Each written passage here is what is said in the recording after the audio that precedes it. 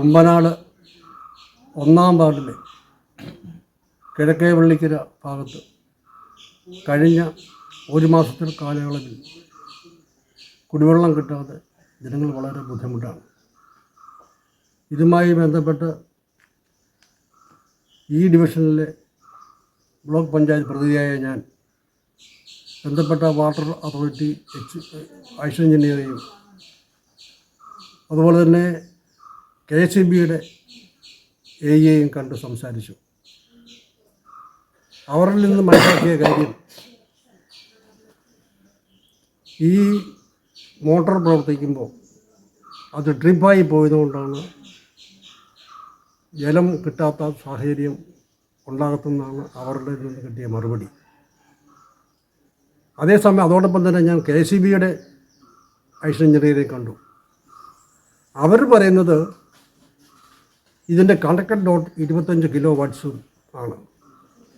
എന്നാൽ water authority ഉദ്യോഗസ്ഥർ അനുവദനീയമായ കിലോവാട്ട്സിനധികം ശേഷിയുള്ള മോട്ടോർ വെച്ചുകൊണ്ടാണ് ട്രിപ്പായി പോകുന്നതെന്നാണ് പറയുന്നത്.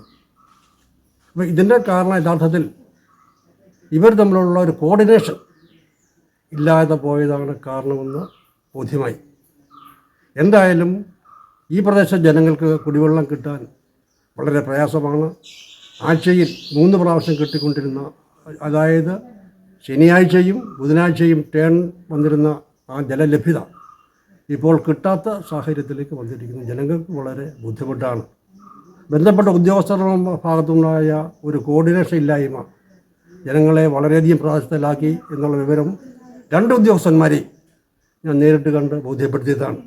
അവർ പരിഹരിക്കാം എന്ന് പറയുന്നതല്ലാതെ നാളിതുവരെ ജനങ്ങളുടെ ഈ അടിസ്ഥാന ആവശ്യത്തിന് പരിഹാരം കാണുന്ന ഒരു നിലപാടോ നടപടിയോ സ്വീകരിച്ചിട്ടില്ല എന്നുള്ള കാര്യം ഇന്നും ബോധ്യമായിരിക്കുന്നു.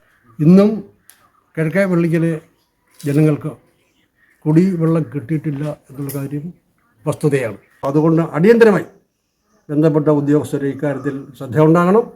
അല്ലാത്ത പക്ഷം ഞങ്ങൾ ഈ നാട്ടിലെ ആളുകൾക്ക് പ്രതിഷേധിക്കേണ്ടി വരും.